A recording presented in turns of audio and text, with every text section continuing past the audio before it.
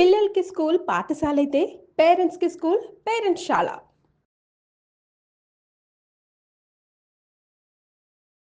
అందరికీ నమస్కారం. నేను మీ మాధురి. మీరు చూస్తున్నది సుమన్ టీవీ నెట్వర్క్. ఈరోజు మనతో పాటు ఉన్నారు ప్రముఖ జ్యోతిష్య పండితులు, ఆధ్యాత్మికవేత్త బ్రహ్మశ్రీ సుభాష్ శర్మ గారు. నమస్కారం గురువుగారు. శ్రీమాత్రే నమః. గురుగారు, ఆడవాళ్ళు, మగవాళ్ళు ముఖ్యంగా భార్య భర్తల మీద చాలా మీమ్స్, చాలా జోక్స్ చూస్తూ ఉంటామండి. ఏంటి పెళ్ళాం దగ్గర చాలా జాగ్రత్తగా ఉండాలి, పెళ్ళానికి దొరికిపోయావా, ఇలాంటివి చాలా వస్తూ ఉంటాయి. కానీ ఇవన్నీ మనం కాస్త సీరియస్ గా తీసుకుని అసలు భార్య భర్త పైన అరిస్తే ఎలాంటి అవరోధాలు వస్తాయి అంటారు? అసలు ఏంటి అసలు అది? అంటే దీన్ని ఎలా తీసుకోవాలి అని అంటే కనుక పులిని చూసి నక్క వాతలు పెట్టుకుంది అన్నట్టుగా ఉండాలి. ఇప్పుడు ఈ మీమ్స్ కానీ, ఈ కొటేషన్స్ కానీ ఎవరికి అనుకూలంగా వాళ్ళు వ్యవహరించి దాన్ని మార్చేస్తూ ఉంటారు. ఇప్పుడు చాలా మట్టుకు కూడా ఆడవాళ్ళ మీద ఉన్నాయి, మగవాళ్ళ మీద ఉన్నాయి, సంఘాల మీద ఉన్నాయి, కొన్ని మన దేశం మీద ఉన్నాయి. ఇట్లా ఈ మీమ్స్ అనేటటువంటివి, కొటేషన్స్ అనేటటువంటివి ఎవరికి ఇష్టం వచ్చినట్టు వాళ్ళు పెట్టేస్తూ ఉంటారు. కానీ దాంట్లో ఏమవుతుంది, చాలా మట్టుకు మీరు గమనించండి, మనదైనా కౌంటర్ వేయాలి, ఎదుటి వాళ్ళని ఏదైనా అనాలి అంటే మనం మీమ్స్ రూపంలోనో లేదా కొటేషన్ రూపంలో వాళ్ళకి పంపిస్తూ ఉంటాం. మనం అనలేక మనము అంటే ఏదైనా ఫీల్ అవుతారేమో అని చెప్పేసి ఇలా కొంతమంది వాడేటటువంటి ట్రిక్కులు చాలా మంది వాడుకుంటూ ఉంటారు.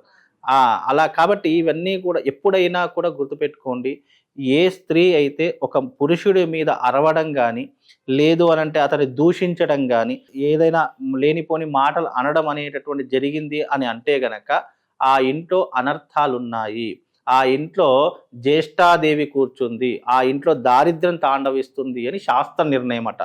ఎందుకంటే ఒక స్త్రీ పురుషుడి మీద అహంకారం కానీ, లేదు అని అంటే కనుక నీలాప నిందలు కానీ, కోప్పడడం కానీ, ఆవేశపడడం కానీ ఇలాంటివి జరిగినటువంటి ఇంట్లో ఎప్పుడు కూడా సుఖ సంతోషాలు ఉండవు. అంటే భార్యపై భర్త గాని, భర్తపై భార్య గాని ఎవరి మీద అరుచుకున్నా ఇలాంటివి ఉండవు. అయితే మాక్సిమం ఏంటి అంటే గనక భార్య అనేటటువంటిది ఎప్పుడైతే భర్త మీద అరవడం ప్రారంభమవుతుందో గొడవలు పెరుగుతాయే తప్ప తరగవు.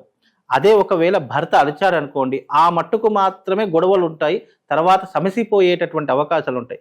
స్త్రీ వల్ల ప్రారంభమైంది ఏదైనా కూడా యుద్ధానికే దారి తీస్తుంది తప్ప, చరిత్ర చెప్పినటువంటి మాట యుద్ధానికే దారి తీస్తుంది తప్ప అది అప్పటికప్పుడు సమసిపోతుంది అనేటటువంటి మాట ఎక్కడ కూడా చెప్పలేదు. అందుకే పురుషుడు అరిచారనుకోండి, ఎప్పటికైనా గుర్తుపెట్టుకోండి, ఆడవాళ్ళు ఏడ్చి గెలుస్తారట, మగవాడు నవ్వుతూ గెలుస్తాడట. ఎందుకు?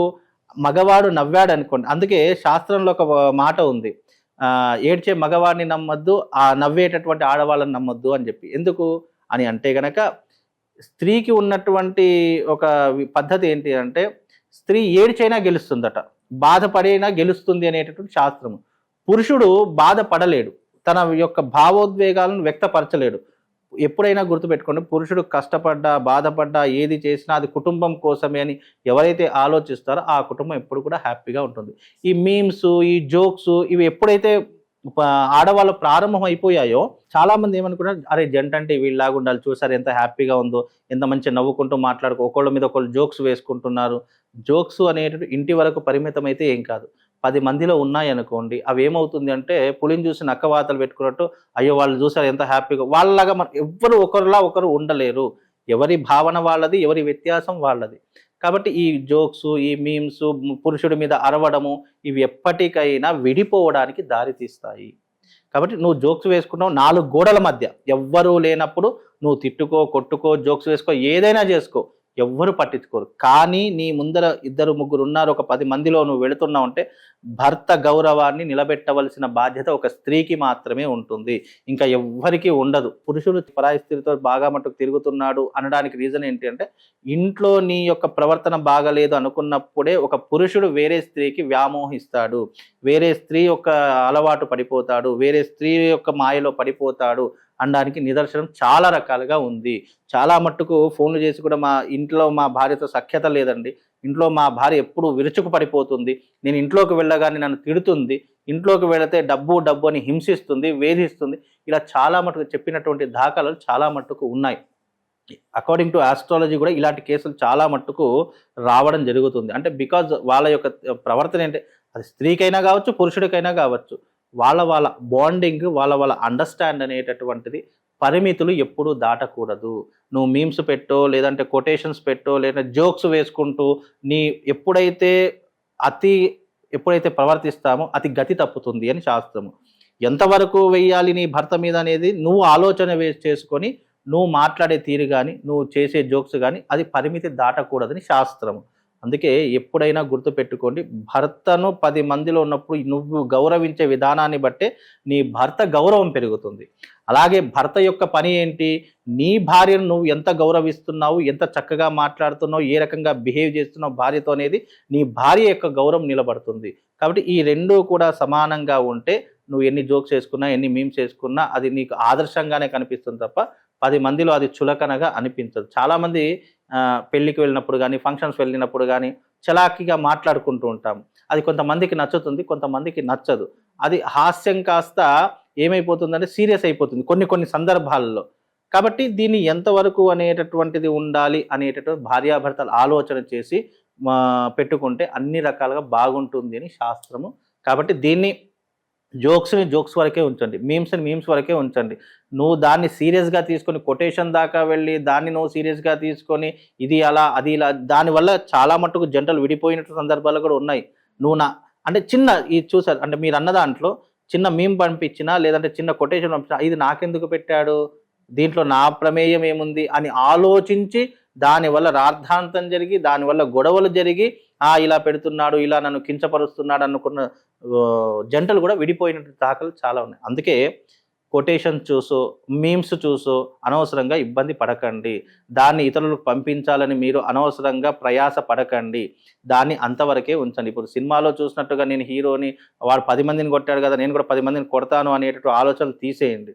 సమాజంలో భార్య భర్తను గౌరవించాలి, భర్త భార్యను గౌరవించాలి. ఇవి రెండు ఉంటేనే ఇద్దరి సంబంధం అనేటట్టు అన్యోన్యంగా ఉంటుందండి. అసలే మనకి ఈ రోజుల్లో ఎలాంటి మానవ సంబంధాలు అన్ని కూడా చాలా సున్నితంగా ఉన్నాయి. చిన్న అంశాలు అంటే పెద్ద అంశాలు ఏమీ కాదు, చిన్న అంశాలతో కూడా విడిపోయి దాన్ని అంటున్నాడు ఈగో. నీకంటే నాకేం తక్కువ, నువ్వు నాదంటే దేంట్లో ఎక్కువ అంటే పురుషుడితో సమానంగా స్త్రీ కూడా అదే రకంగా పరిగెత్తుతుంది కదా. పురుషుడితో సమానంగా స్త్రీ సంపాదిస్తుంది, పురుషుడితో సమానంగా స్త్రీ పని చేస్తుంది, పురుషుడితో సమానంగా అన్ని హక్కులు కలబోసుకున్నటువంటి గౌరవం స్త్రీకి ఉంది.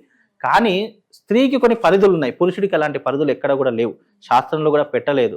కొన్ని నిబంధనలు పెట్టారు తప్ప ఇక్కడ స్త్రీకి కొన్ని కట్టుబాట్లు ఎందుకు పెట్టారు అని అంటే కనుక మీరు ఎన్ని జన్మలు ఎత్తినా ఎన్ని రకాలైనటువంటి యుగాలు గడిచినా పురుషుడి ఆధిక్యత ఎక్కువ ఉంటుంది తప్ప స్త్రీ ఆధిక్యత ఎప్పటికీ పెరగదు. నువ్వు 10 కోట్లు సంపాదించినా పురుషుడి ఆధిక్యత లేని నీకు 10 కోట్లు ఉన్న వ్యర్థమే.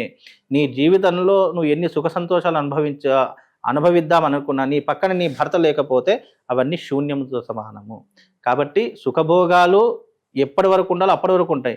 కానీ చిట్ట చివరిగా నీతో ఉన్నది ఎవరు అంటే నీ భర్త ఉంటాడు, లేదా భర్త భార్య ఉంటుంది. ఈ ఇద్దరి ప్రమేయం అనేటటువంటిది జీవిత గమ్యానికి ఒక బాట లాంటిది. కాబట్టి ఆ రకమైనటువంటి పద్ధతిని అలవాటు చేసుకోవాలి. ఈ మీమ్స్ ఈ జోక్స్ ఎంత కంట్రోల్లో ఉంటే అంత మంచిది. మితిమీరాయా మీరు అన్నట్టు చిన్న సమస్యలకే విడిపోయేటటువంటి అవకాశాలు ఎక్కువగా పెరిగిపోతాయి. కాబట్టి దీన్ని ఎంతవరకు తీసుకోవాలో అంతవరకే తీసుకుంటే బాగుంటుందమ్మా. చాలా చక్కగా తెలియజేసినందుకు ధన్యవాదాలు గురువు గారు.